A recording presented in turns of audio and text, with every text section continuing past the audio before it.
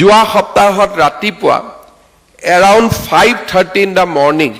প্ৰধানমন্ত্ৰী নৰেন্দ্ৰ মোদী ডাঙৰীয়াই মোক ফোন কৰিছিলে মোক ফোন কৰি মোদী ডাঙৰীয়াই ক'লে তুম সিমু কো মিলা হে